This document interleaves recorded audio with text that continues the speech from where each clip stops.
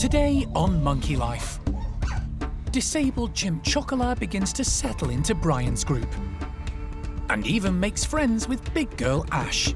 Surprisingly, Ash has just been wonderful with the introductions, and Chocola finally getting a chance at the life that she should have had all these years. It's dental day for Stumpy Freddy, and it's not looking good. We need to know how many of these teeth are falling apart. There's things down here that don't look entirely healthy. And baby orangutan Sibu Jr gets used to his new bedtime routine.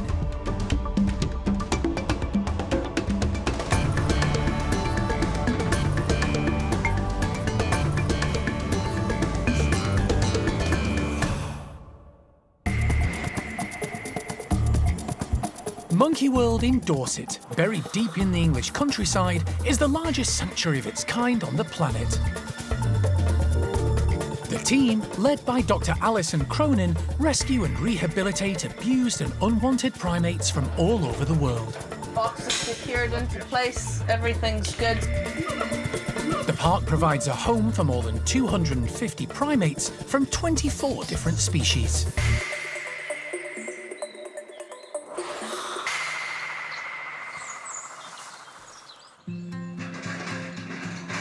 At Bryan's group, most of the chimps are outside enjoying the sunshine. Until a few months ago, there were 6 members of the troop. But that changed when 23-year-old female chimp Chocola arrived from Kenya. Her story is one of heartbreak and hope. She was rescued as a baby from the illegal black market trade after her family was shot and killed. Chocola didn't escape injury. She suffered a number of wounds caused by bullet fragments and was paralysed down much of her right side. She was cared for by Graziella Cotman for 23 years. But last year, age and health issues meant Graziella could no longer give Chocola the care and attention required. Alison agreed to give the chimp a home, and Jeremy flew out to Kenya to collect her. I do quick. I do quick. Bringing Chocola back to Monkey World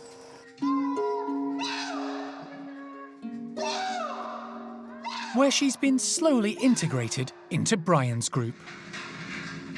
She's doing surprisingly well, to be honest, better than I expected. Like, it's not perfect, there are a few little hurdles, like she's not massively interested in interacting with the other chimps just so yet, but she doesn't really know how to, so that's fine, it'll come with time. She's still not really great with eating. She's very used to having things presented right to her on the tip of a spoon, so you try and get to eat a more appropriate chimp diet and she just looks at you like you're crazy, but that slowly seems to be sinking in. But yeah, overall she's doing really well and like I said, come along a lot better than I thought in much shorter space of time. So yeah, it's looking fairly positive so far. Monkey World have rescued and cared for a number of primates with physical disabilities in the past, but none with such profound issues as Chocola. It's been a steep learning curve for the staff and the chimp. Now that we've seen how she gets along inside the bedrooms, moving around on up mesh, on fire hose, on platforms, we had a better idea of how we needed to kit out the playroom to get that ready for her.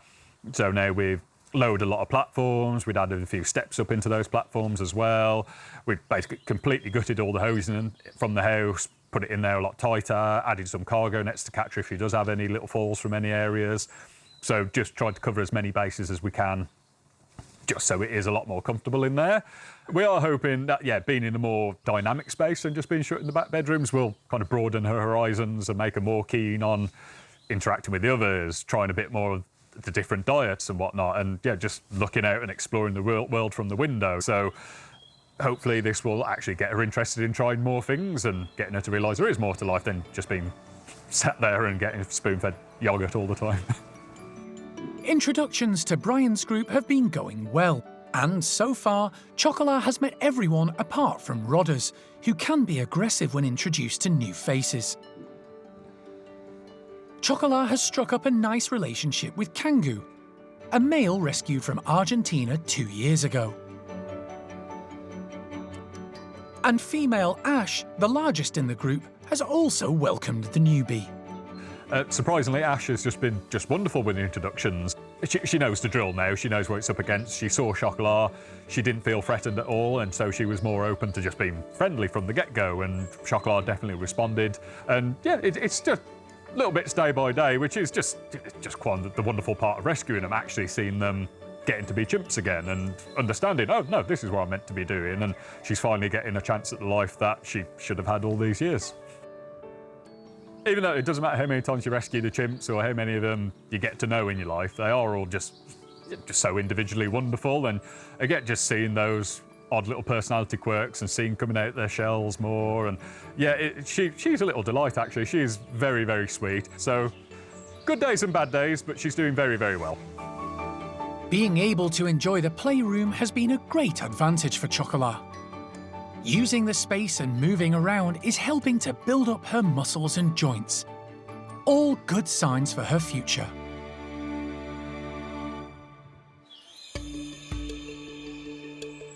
The park is home to a troop of 8 lemurs who live at Malagasy.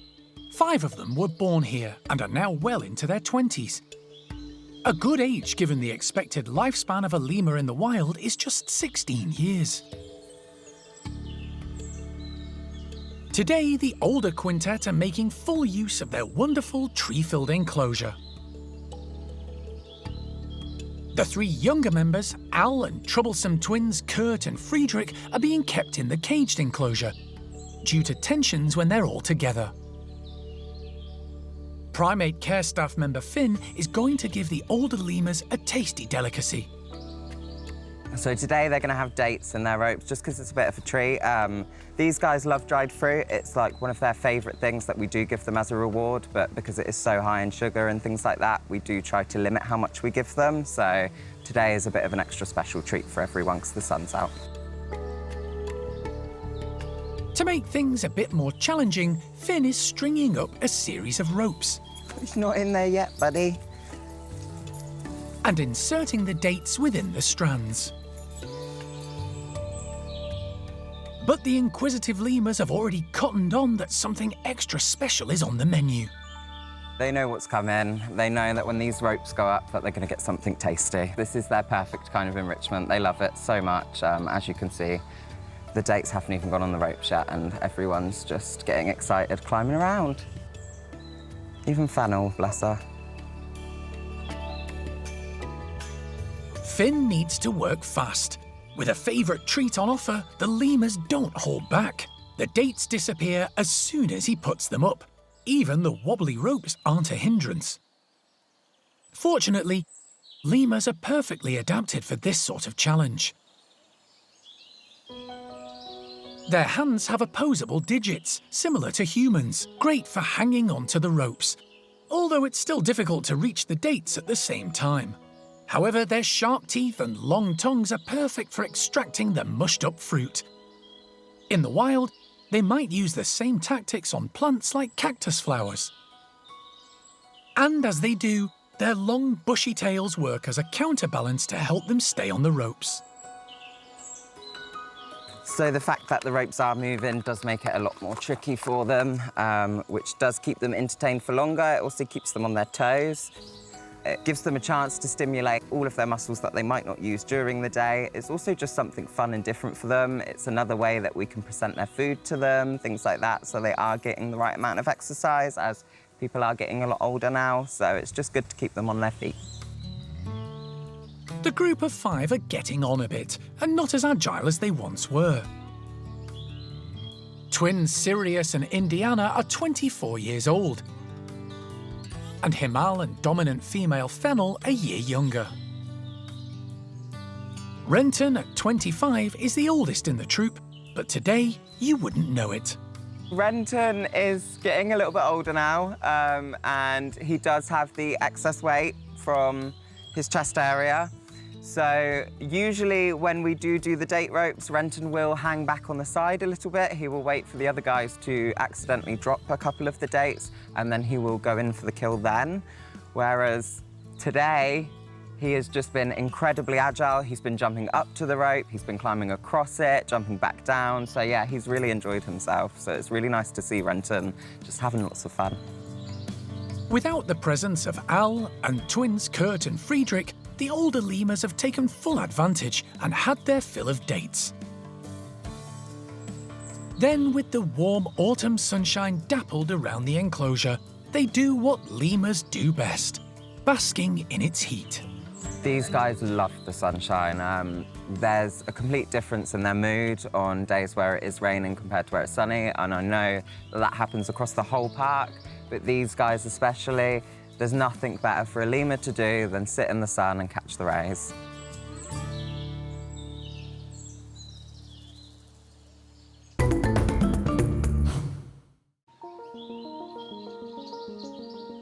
At the Stumpy house, the ugly monkeys, as they're affectionately known, are outside enjoying their large enclosure and foraging for food.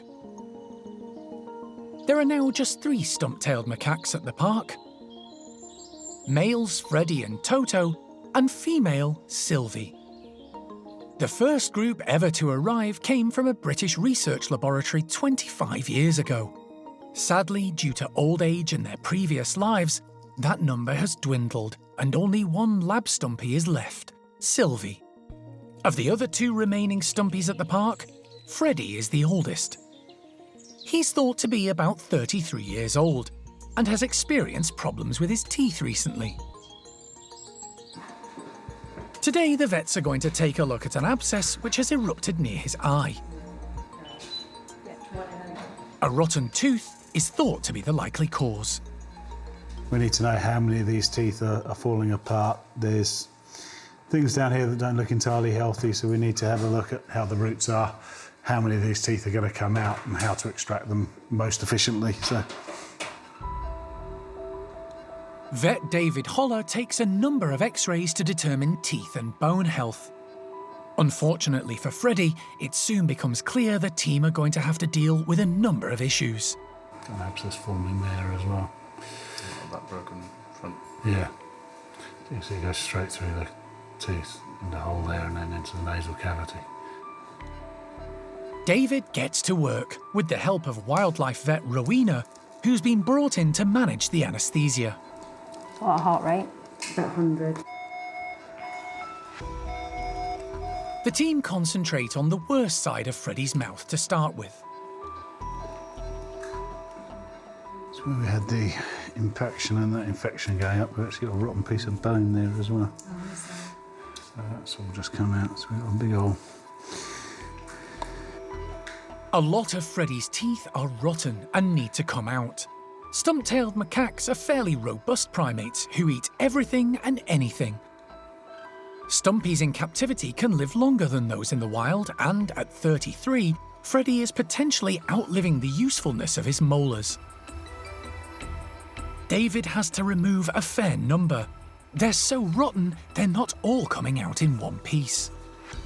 He's already been under anaesthetic for 2 hours, so we're just weighing up how much more we do this time, and then thinking we might have to just stop at some point, because we've sort of got his major problem sorted for now, and then reschedule another anaesthetic in a few months to remove the other problem teeth.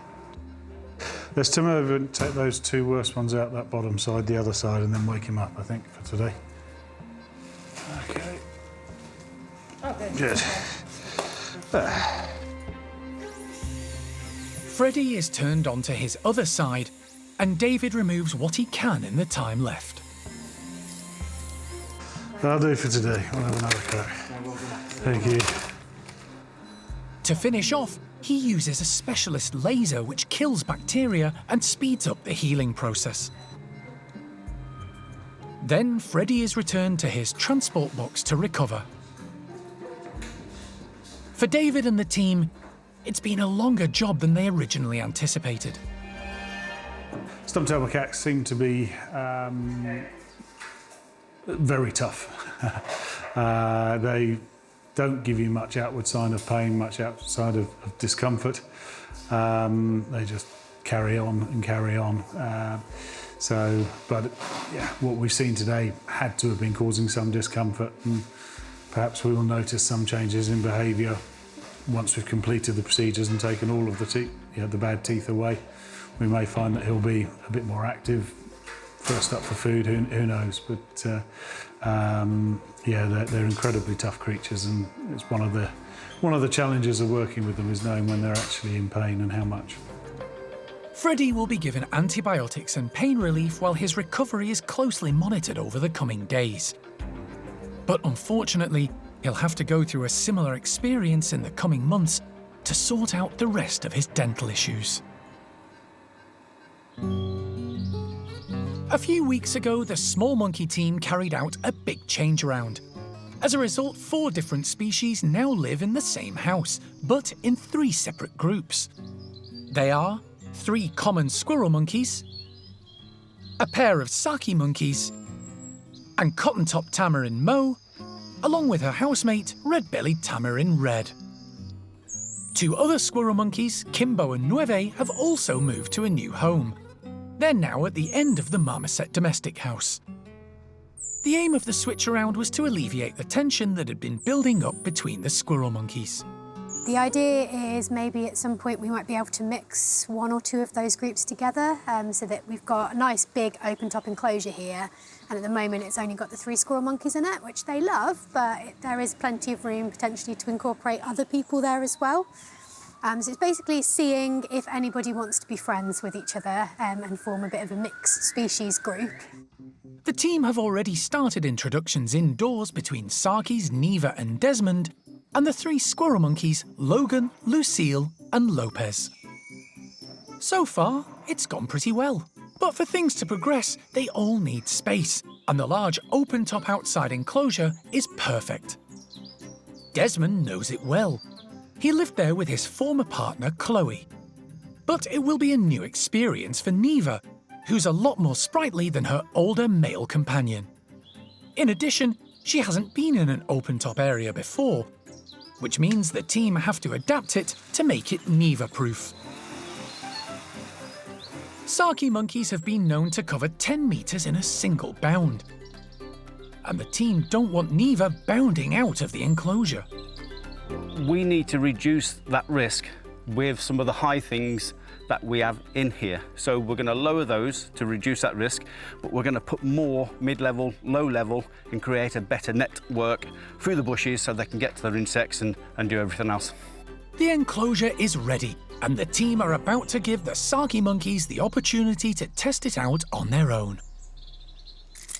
Right, nice and calm, please, kids.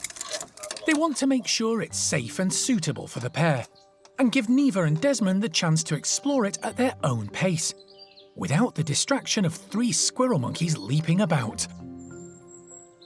Understandably, the 2 Sakis are cautious at first. We just need to keep a close eye on them because anytime there's anything new, a new space, new people, new enclosure, whatever it is, they can get a bit sort of overwhelmed and sort of bound around and panic a little bit. So hopefully they'll sort of chill out a bit and just sort of take their time and explore. But we just need to keep an eye on them and make sure they're nice and calm out there. Desmond is taking his time, sitting and observing everything around him, even though he's been here before. Neva is bolder, exploring the enclosure, making good use of the new, thicker branching the team have installed. Eventually, she joins Desmond and the pair head off together to investigate. It's all very promising. With luck, the next step will be a mixed group of small monkeys living harmoniously together and sharing the spacious outdoor enclosure.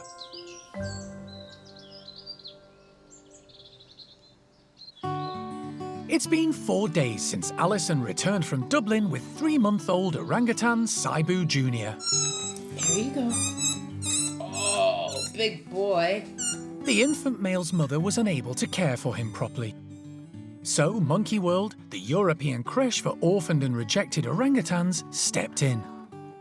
Over the years, Alison and the team have become experts in hand-rearing the endearing baby primates. And they've already got Sibu into a good routine. By day, he spends his time in Alison's office, where she can watch over him and give him his feeds. Hello. Oh, We're almost done. that's handy. Yeah, I know. It's totally handy. In the evening, he's handed over to the primate care staff. Gubbins. Hello. You okay? Is that nice? Hi.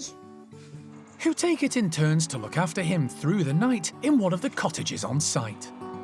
I've had Sibu for a couple of nights now. Gradually he's getting better. The first night, obviously, it's a different environment for him and he was a little bit unsettled. We had quite a sleepless night. But yeah, he's getting much better. Last night he just woke once, which was great. So yeah, he's doing really well. Come morning, it's back to the office. When Sibu arrived, the vet nurse at the park took a fecal sample which confirmed that Sibu had 2 different parasites. He's been given worming medication, and this morning is his last dose. We did checks from the zoo, but certainly in the intervening time, he either developed, but I think he probably had all along, 2 different parasites on board. One of them in particular, quite dangerous for the weak, the old and the very young, and especially for orangutans, young orangutans, quite delicate. So for the last 2 days, Sibu's been getting anti-parasitic medication, which isn't too bad. He takes it pretty well. It's sort of just a milky, chalky kind of thing. And today is the last day of his treatment, and then in 3 or 4 days, something like that, we'll recheck him. The medication appears to be working. Sibu is a lot more active than when he first arrived. I know. Oh, big boy. Although a little more fractious, possibly caused by teething. Part of me also wonders where he's on his last day of treatment for worms now, whether that placid character that I first met at the zoo was more because he was feeling a little bit compromised, and that maybe this new version of Sibu is the real Sibu. We'll see, little him. After a day playing in his creche, Sibu is worn out and tiredness takes over.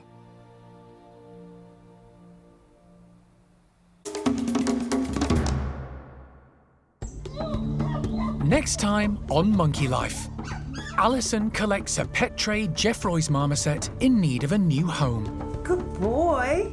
Look at you. And she's already lining up possible companions.